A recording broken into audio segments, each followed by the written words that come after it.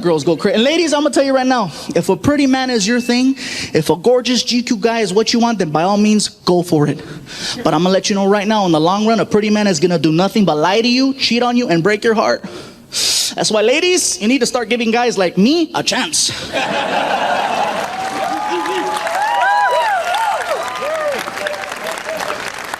That's right, because I'm going to tell you guys right now, the worst thing I'll ever do is have dinner without you.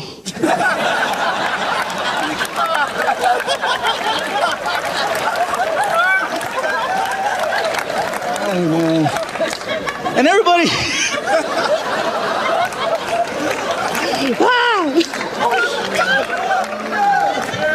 Look at some of the girls. Everybody gives me advice too on the best way to meet that certain someone. You know, like my sister Emily, she always tells me the best way to meet someone is to go on the internet. She goes, go online, you'll meet someone. I'm like, I thought it'd be a good idea because my sister, she's cool people. She goes to school, she goes to church, she's nice. But I gotta tell you guys something, she's a freak. You know, you meet her in person, she's all sweet and innocent. Oh, hello, how are you? Nice to meet you. Bye. But you catch her online at 2, 3 o'clock in the morning, man, she's like, I'm licking and sucking your toes.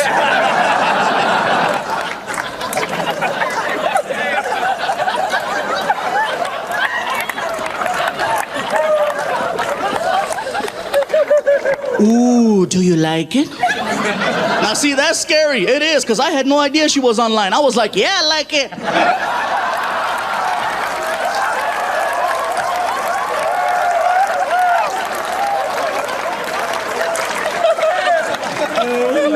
I was like, what's up?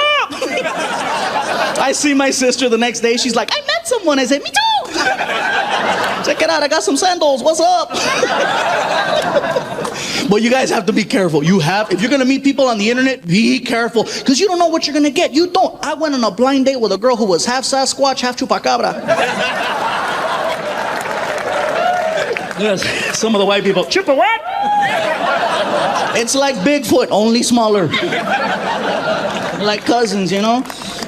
You gotta be careful, because if they'll throw these little mysterious words out there to kind of like, get you excited. Like this one girl, she described herself as bubbly, you know? And I hear bubbly, and I was thinking, oh my God, wow, really? Shut up, wow, really? Oh my God. Shut up! Man, and instead what I got was...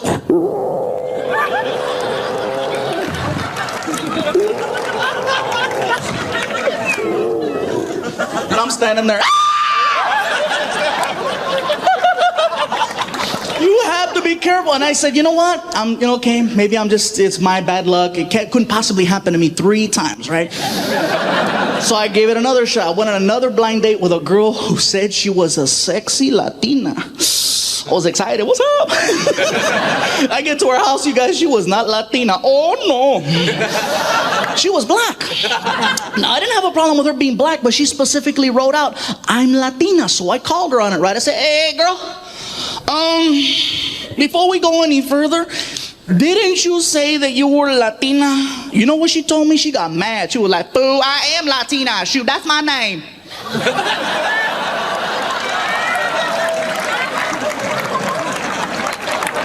Houston, I'm going to tell you something, and I don't know how this is going to go over, but I'm going to say it. I would be an amazing gay partner.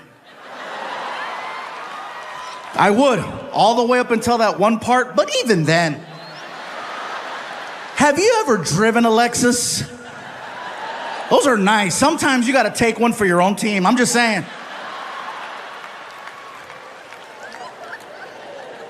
Now, in all seriousness, not to be funny, not to be disrespectful, let me tell you the reason why I would be an amazing gay partner. The level of communication between 2 men is so high, I might actually get an answer. There might be clarity and understanding. I might hear a yes. I might hear a no. Do you know how many relationships I have been in where I still don't know the outcome to certain conversations? Very simple yes or no questions. That's what I would do. Something as simple as, baby, you hungry? Well, I haven't eaten yet, so I probably should eat something, but I'm not feeling it right now. But if I don't eat right now, you know how I'm gonna get later. So I guess it's probably a good idea if I start eating right now. But it really depends on the options. What do you think? Ah!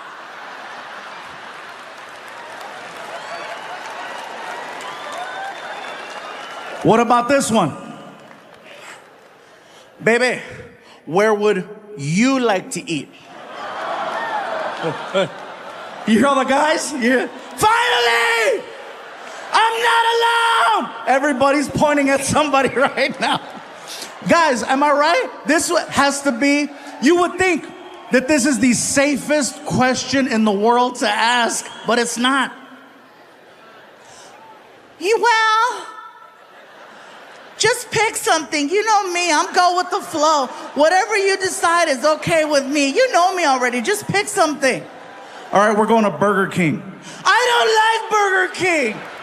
Why do we gotta go to Burger King? Burger King gives me chorro. Chorro is Mexican diarrhea. How about this one? How do you feel? Really? Really? You want to know how I feel? Well, you know, maybe if you'd pay attention from time to time, you might know how I feel. You might not need to have to ask me such a question because you would already know exactly how I feel. The amount of time and energy I've exhausted to let you know how I feel, and you have the nerve to ask me, how do you feel?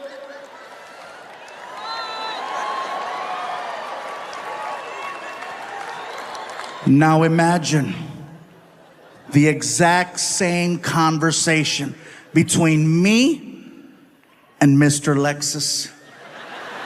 Do you know how efficient that conversation would be? Hey, bro, you hungry? Thought you'd never ask. What do you want to eat? Whatever you want to eat. We're going to Burger King. I love Whoppers. Me too. We go to Burger King and we tear it up. We get back home and I ask him, hey, how do you feel? Horny. Me too. How do you want to do this? Heads or tails? It would be efficient. So moving forward, it's been over a year now, and the same question has been asked over and over again. So what now? Are you gonna, start over? You're gonna get back up on that horse? You're gonna get a girlfriend? You're gonna get a wife? Start a new family? What are you gonna do? And I'm like, I got dogs. I'm good right now. I know what it's like to be single for a long time, and I know what it's like to be in a relationship for a long time. And there's pros and cons to both. I can only speak for the guys on this one. Some guys. Guys, you ever been single so long you start to question whether or not it's by choice? And then you find yourself saying things like, guess I'll be single forever, just nobody wants me, nobody wants me, nobody wants me. Some of you are laughing because you have that friend. A lot of you are quiet because that's you right now. And then you notice how sometimes all it takes are just a couple of minor changes, a couple of minor adjustments to get back in the game. Like maybe you start cutting your hair different, maybe you start dressing better, maybe you start, showering and shit. Someone takes notice and decides to give you a chance, and now you're back in the game. And there's no greater feeling in the world than that of being in a brand new relationship, because you're just so happy. You're so happy. You're the most optimistic person in the world. Nothing can mess your day up when it's brand new. You can miss your bus on the way to work. There'll be another. You could get fired. Guess it wasn't meant to be. You are so freaking happy. And then you start to reflect on your life before the relationship. And you remember how you would look at your phone and it would never ring. You thought it was broken because it wouldn't ring. There's no text messages. You look at your DMs, nothing. But the minute you get into a brand new relationship, like magic, your phone, text message, ding. your social media. Now you got numbers in there. People in the street are talking to you. And then you say this out loud. Where were all these people at when I was single? Answer? They were there the whole time. The difference is you were not this happy. I found out that happiness is one of the most attractive things in the world. Who doesn't want to be around someone who's positive? You know? Well, unless you got COVID. Never mind. Nice, pleasant, a joy to be around. Good energy. You know who really notices just how happy you are, guys? When it's a brand new relationship? Other women. Not your woman. Other women. They can't help but notice how happy you are. They stare at you and they point. Look at him. Look how happy he is. I bet I can change that. Guys, you are now blood in the water and the sharks are out. And if you've never been hunted before, it is one of the scariest things in the world. Because usually you don't know you're being hunted until it's too late. You're over there minding your business, you're in your relationship, you're trying to make it work, and here they come.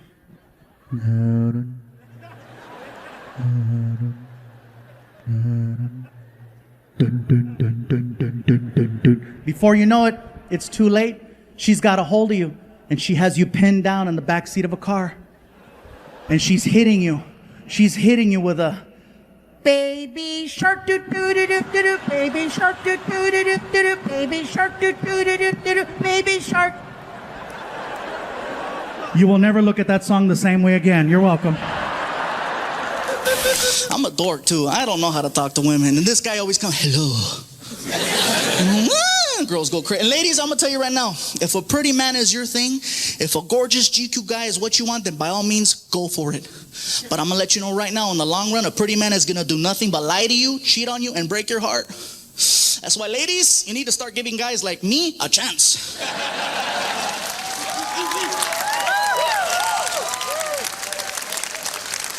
That's right, because I'm gonna tell you guys right now, the worst thing I'll ever do is have dinner without you.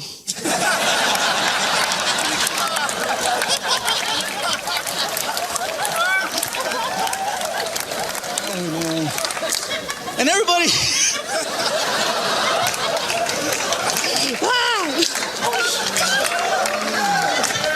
look at some of the girls.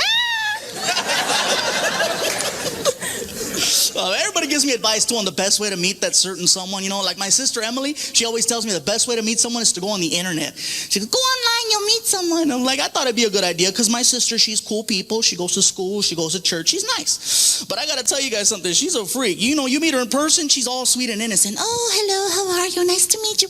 Bye. But you catch her online at 2, 3 o'clock in the morning, man, she's like, I'm licking and sucking your toes.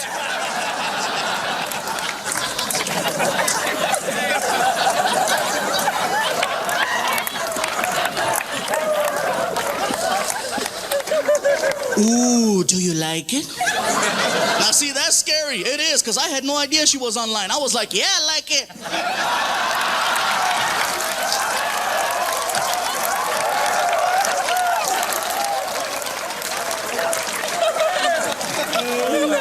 I was like, what's up? I see my sister the next day. She's like, I met someone. I said, me too. Check it out. I got some sandals. What's up? But you guys have to be careful. If you're going to meet people on the internet, be careful. Because you don't know what you're going to get. You don't. I went on a blind date with a girl who was half Sasquatch, half Chupacabra. Yes, some of the white people, Chupa what? It's like Bigfoot, only smaller. Like cousins, you know? You gotta be careful, because they'll throw these little mysterious words out there to kind of like, get you excited. Like this one girl, she described herself as bubbly, you know? And I hear bubbly, and I was thinking, oh my God, wow, really? Shut up, wow, really? Oh my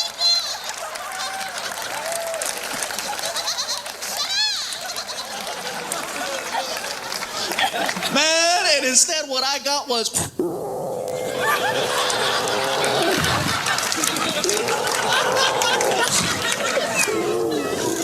And I'm standing there. You have to be careful. And I said, you know what? Okay, maybe it's my bad luck. Couldn't possibly happen to me 3 times, right? So I gave it another shot. Went on another blind date with a girl who said she was a sexy Latina. I was excited. What's up? I get to her house, you guys. She was not Latina. Oh, no. She was black. Now, I didn't have a problem with her being black, but she specifically wrote out, I'm Latina. So I called her on it, right? I said, hey, girl, before we go any further, didn't you say that you were Latina? You know what she told me? She got mad. She was like, fool, I am Latina. Shoot, that's my name.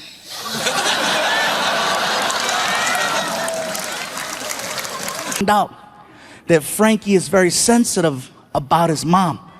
And he's at the age right now where affection really bothers him. Not necessarily from me, because if I try to hug him, he's cool with it, because I give those quick bro hugs, you know, like, hey, what's up, you know? However, if his mom is standing right next to me, and I reach over and I grab her hand, he sees that as gross, and he'll make the face. What? Ah. The hand? That's gross, Dad. I go, that's not gross, Frankie. That's not gross. Baby, open your mouth.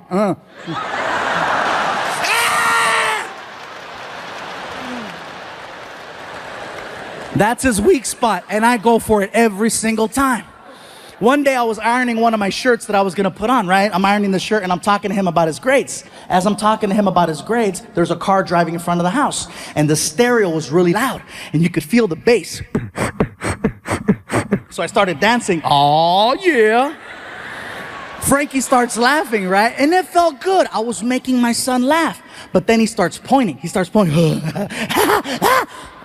Why are you pointing? Because you're fat. Your fat's going everywhere. Your fat's going everywhere. I go, really? My fat's going everywhere? Well, guess what? This fat makes your mom horny.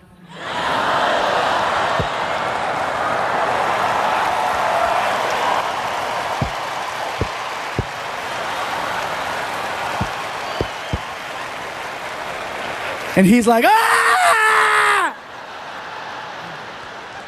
If I ask him to do something and he doesn't do it, like for example, as parents, you want your kids to go to sleep by a certain time because you need them to wake up in time to get ready for school. Frankie's cutoff is 11 o'clock. It's pretty late, if you ask me, for a kid. Sometimes he'll push it to midnight. And he'll play dumb. Oh, I don't know what time it was. Yeah, whatever, you're only holding a clock. But I get it. I used to play dumb too. So then he'll walk in his room and he'll say, oh, good night, Dad. And he'll close the door. And he thinks he's slick. He takes a towel and he starts rolling up the towel. And he puts it under the door so that I can't see the light coming from the TV. Sounds pretty genius, right? But hello, cover the rest of the stupid door. He freaking turns on his big ass TV and it looks like immigration's breaking into his bedroom. And so what happens is he'll stay up until 2, 3, 4 o'clock in the morning, and he's supposed to wake up at 6. His alarm goes off and he sleeps through the alarm. And it's a real alarm. It's not a radio. It's freaking whole house awake. Him? And it's right here. So I gotta get out of bed and I go over to his room and I open the door and I kick the stupid towel out of the way. And then I walk over,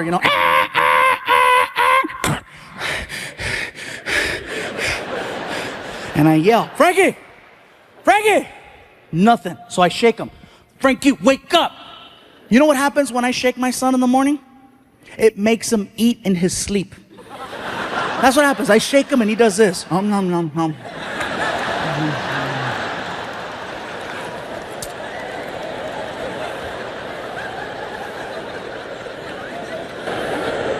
So you know what I do? I get on top of the bed and I slowly lay on top of him. And I apply my full weight, bro, all of it. Slowly, and you could hear him. Oh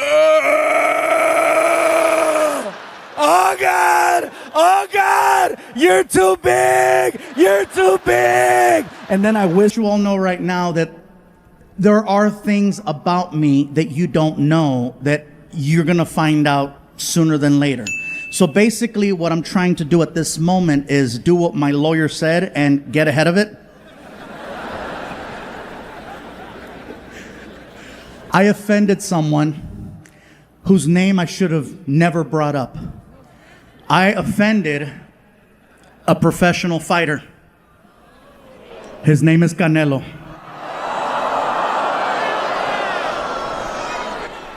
I know. Go big or go home.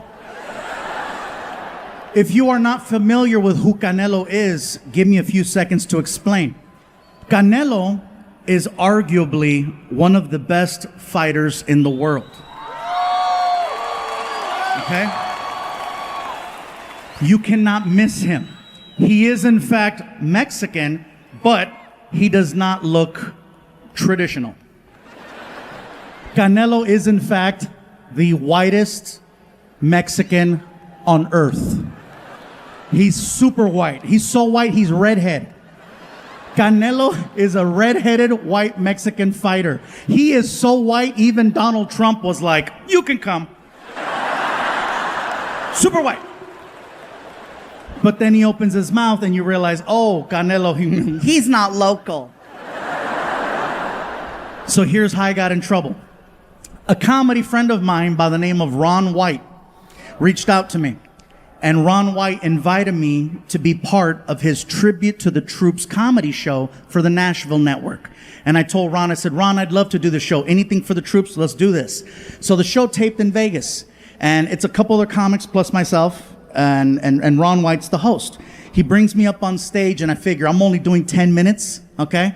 I might as well just do references to Las Vegas since everybody knows Vegas. So I started talking about boxing. And then I brought up Canelo. And here's where I got in trouble. I said, Canelo is my favorite fighter of all time. I just wish... And it was all downhill after that. I said, I just wish he would not do interviews in English because English is not his strong language. And if you're a professional hear me out. If you're a professional fighter, you need to sound confident, engaged, threatening, aggressive, on point, in your face. And in Spanish, he does. In English, not so much. In Spanish, he's a killer. In Spanish, the reporter, the announcer comes out. Aquí estamos con Canelo Álvarez que se va a pelear contra Floyd Money Mayweather este fin de semana en pay-per-view en el MGM Grand en Las Vegas, Nevada. I know some of you heard that right now and you're like, oh my God, I think I understand Spanish. Because you do. So then the reporter will look at Canelo and ask him about the fight. Canelo, ¿qué vas a hacer en tu pelea? Canelo takes the microphone. He's a man of few words, but he's on point. He looks at the camera and he's like, pues mira, lo voy a pegar así, va a pegar el piso. Shas. Así mero, no se lo pierde ese fin de semana en el MGM Grand, Las Vegas, Nevada. Canelo Álvarez contra Floyd Money Mayweather. No se lo pierda. Same exact interview. English.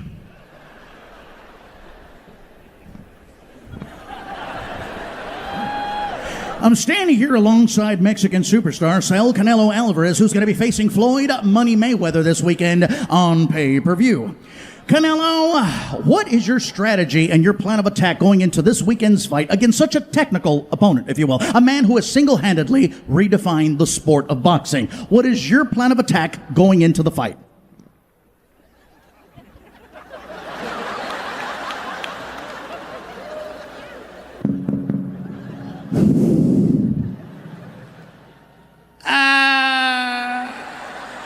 Well, I am going to hit him like this. I'm going to hit him like this. He's going to fall on the, ¿cómo se dice piso, güey? Floor. He's going to fall to the floor and then tan tan, así. The problem is that my son is very spoiled, and I realize that it's my fault. It's 100% my fault. When he first came into my life, when he was 7 years old, he was very appreciative. Everything was thank you. Everything was like, oh my God, this is so cool. Thank you, thank you, thank you. Big old hug. Thank you, I love you, thank you. And And what I did is that I started giving him stuff, and I never expected anything for it. And with me, I was always like, I work really hard to have nice things. And is it a crime that I want my family to have nice things? I figure, I went through a lot. I just want my son to have the best. But you can't always give them everything, because then they don't learn to appreciate and value things. And I had to find out the hard way.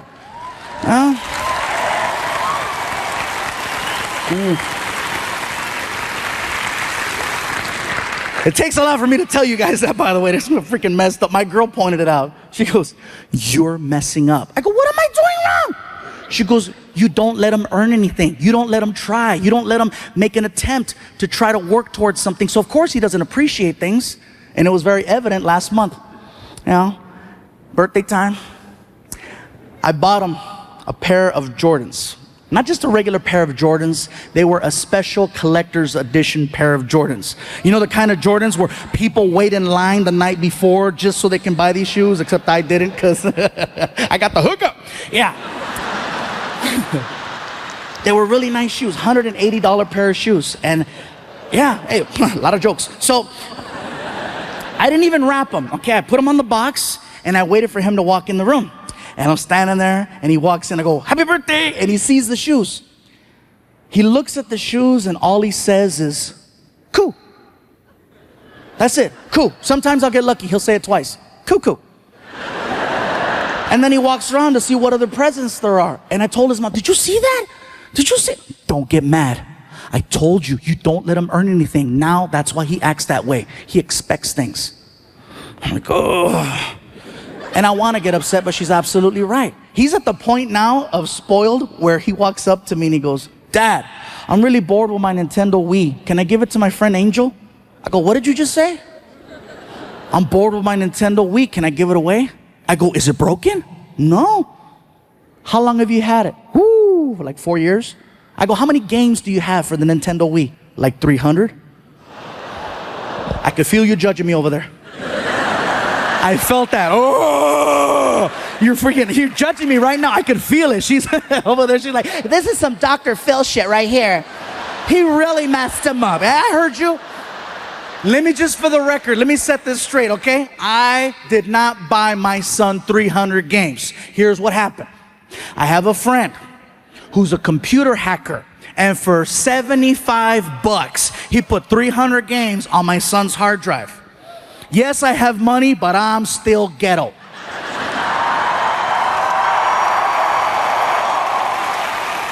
Oh, yeah.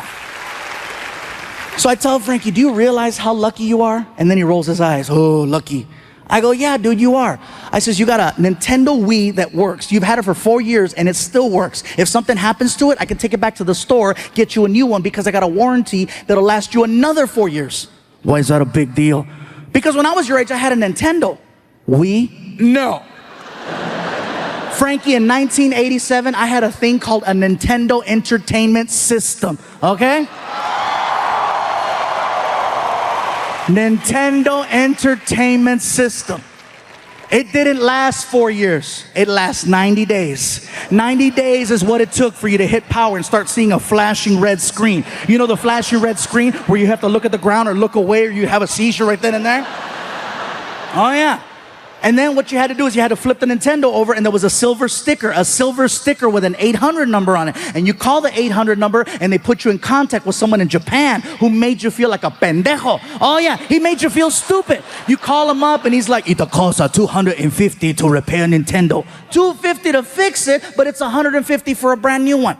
And if you couldn't afford $150 for a brand new one, like we couldn't afford $150 for a brand new one, you had to become a technician at the age of 7, 8, 9, 10, 11. You had to go in the kitchen and find the most messed up butter knife you could, right? The one that had bent marks and rust stains, and take that sucker back in the living room because you were going to perform an operation.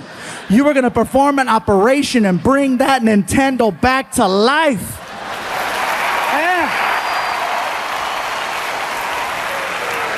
You had to work to play. You had to unplug it, plug it back in, power reset, power reset, power reset. It was like performing CPR. You'd hold a cartridge, and then it was like, you push it down, you push it up, you push it down, you push it up, push it down, you push it up, push it down, you push it up. Give it oxygen.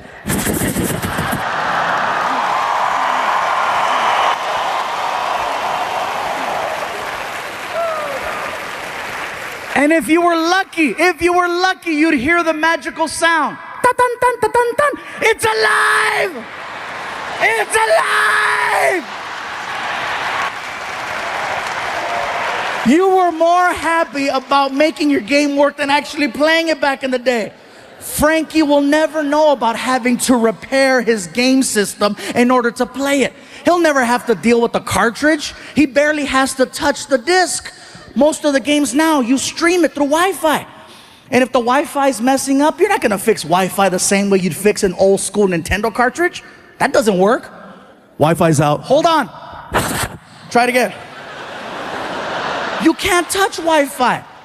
Gadgets and devices now are so delicate and sensitive. You can't touch anything. Everything requires a specialist or a technician to come over and fix it. Back in the day, gadgets and appliances work so much better when you apply just a little violence to them. You didn't have to call a repair person. If you had a big screen TV and there was lines going through the middle, how would you fix it? Right? And what happened? Ta-da!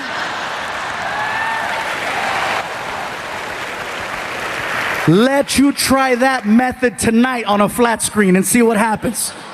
Stupid flat screen. Broke it! Pick it up right there. I got a warranty. Come on, let's go.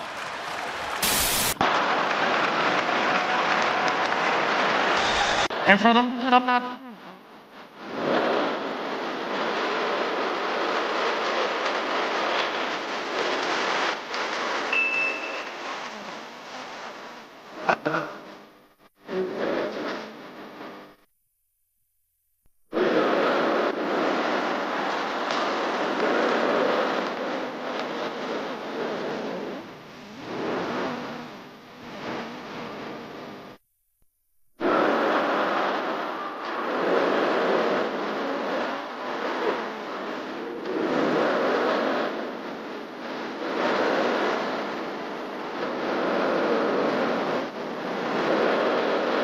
yeah, I'm sorry, little.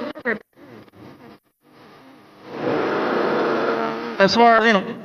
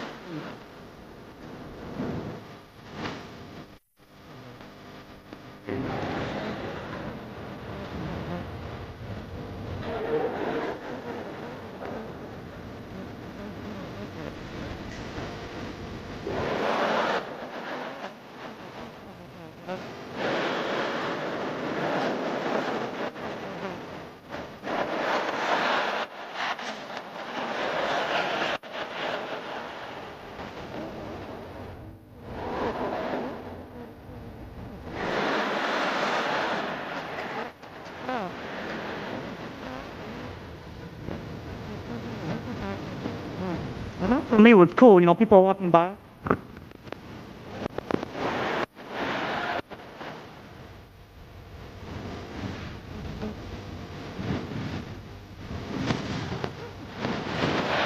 Like,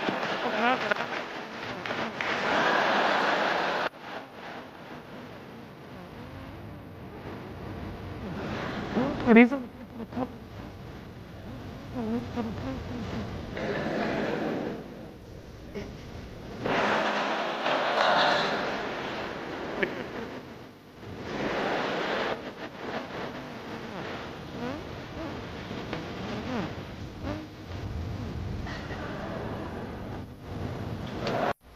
Because, yeah, after COVID, I wasn't sure what was going to happen. You know what I'm saying? Like, the only good thing I can say about 2020 for me was the fact that for some reason I managed to lose 70 pounds.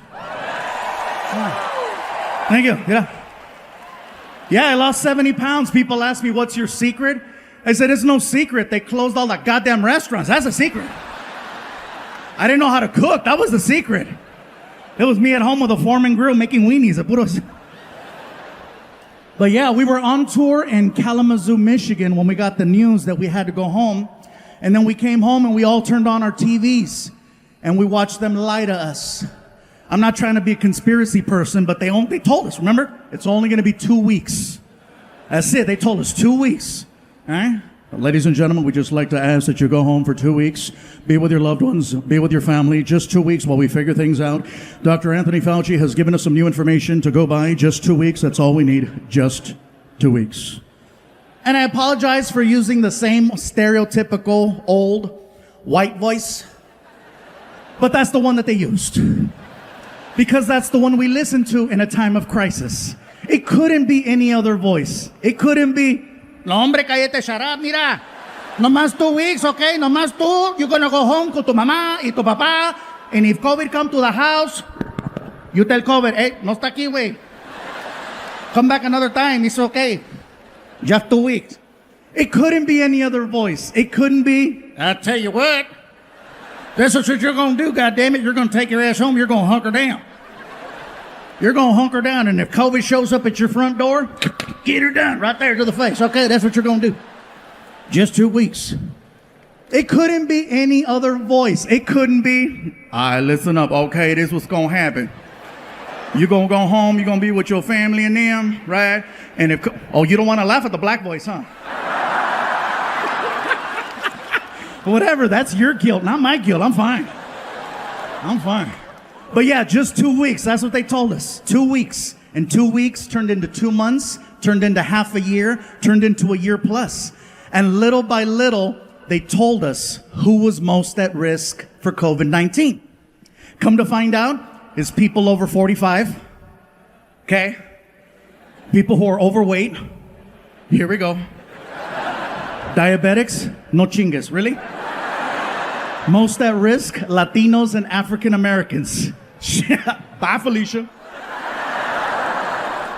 I come to find out I was 85% of the underlying conditions. Over 45, overweight, diabetic, high cholesterol, high blood pressure. Apparently, COVID is my Tinder match. I'm not trying to preach to nobody. This is what you got to do with your life. Hell no, shoot. You like burgers? Kill it. Dale gas. I'm just saying that's what I'm going through. And then people think, oh, he's trying to lose weight because he's doing movies. He wants to look better. He wants to be accepted. No. Don't get it twisted, you guys. Don't even think that. At my highest weight of 445 pounds, the level of acceptance I had was amazing, okay? To put it to you like this,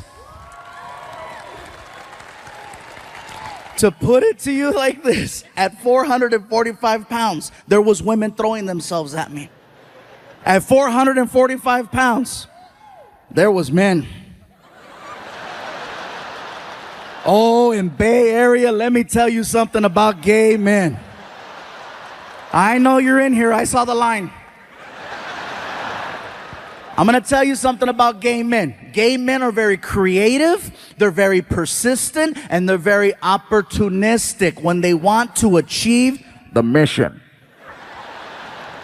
They're just as calculated as straight men are. I'll give you an example. I'll tell you a story, right? So one night, Martin and I are at a bar, and we're having drinks. And that should come as no surprise. Oh, really? They were drinking? Yeah, we killed it. So, as we're drinking, Martin is paying attention and he's listening in to a conversation that's happening about 15 feet away between these two girls. They're going back and forth, and one of them was like, I don't believe we finished the whole bottle. How the hell are we supposed to get home? Martin stands up, looks at me and says, bro, I'll be back. And then it began, the hunt. You know, freaking.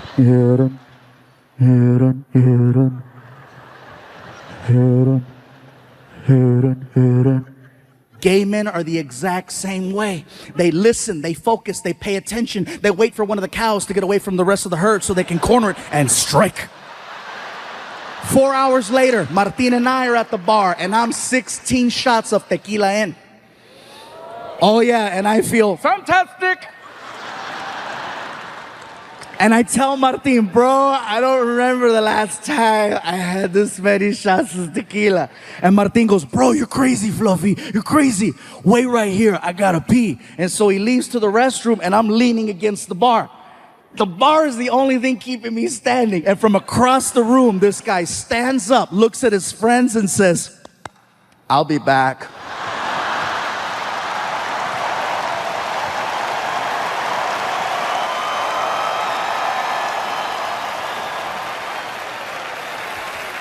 And then it began, the hunt.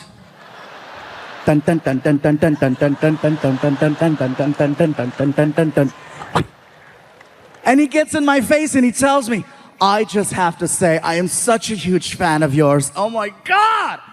Anytime someone says they're a huge fan of mine, it automatically makes me smile. Even more so if I've been drinking. Oh yeah, if I'm drinking, I'm like, thank you. Thank you. Bro, I was so loaded, I bowed. Thank you.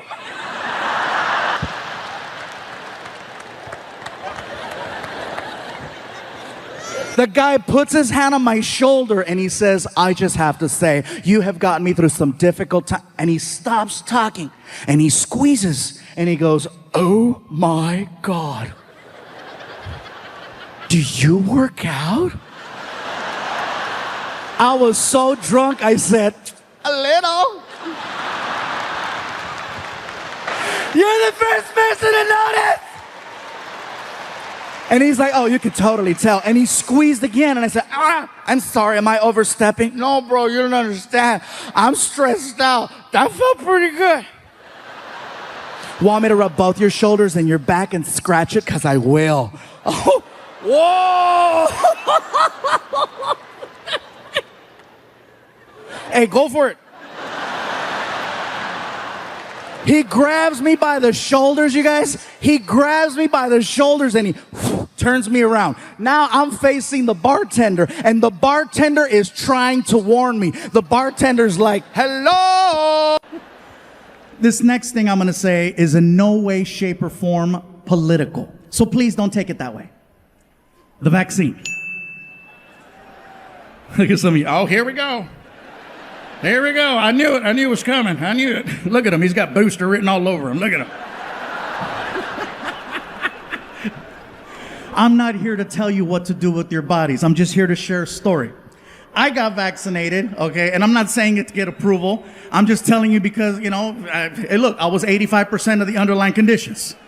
At this point, I'm rolling the dice. Plus, I wanted to work. I got the vaccine, but it was one of those things where, you know, in the beginning, when you wanted to get the vaccine, you couldn't just walk into a CVS. You had to make an appointment, you know, and it was a drive out. You couldn't just show up. Because I tried. Oh, I tried using the face. I'm like, hey. Apparently this only works at Red Lobster. Oh yeah, I could show up at Red Lobster at 8 o'clock on a Saturday. It's on. You know, do you have reservations? It's Fluffy, make biscuits! But for the vaccine, no, I made my appointment like everyone else. It was a drive-out location, you know. There's a little speaker box. May I help you? This is very familiar. Yeah, let me have a large vaccine Pfizer, Moderna. I got a coupon, whatever's free. Pull up to the window. And then I pull up to the next window. And then a guy who's all covered up. He's got the whole, Then you give him your arm, and then they harpoon you, and they make you park your car for 10 to 15 minutes in case you have an allergic reaction.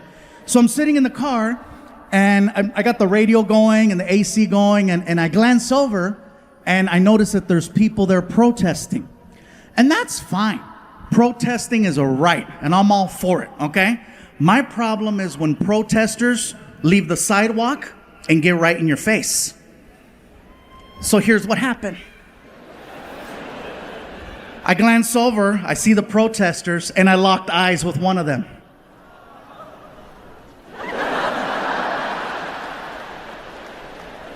And I could do this all day. I'm in the car, right? Like, what?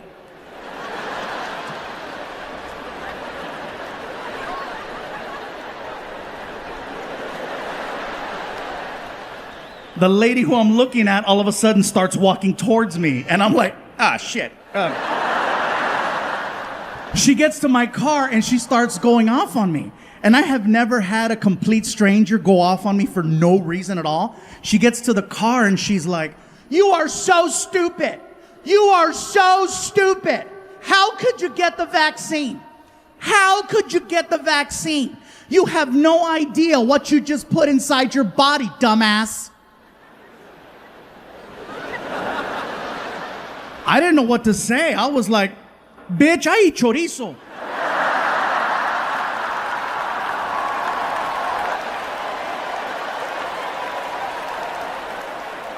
You have no idea what that vaccine has to work through in order to have any type of effect whatsoever. It's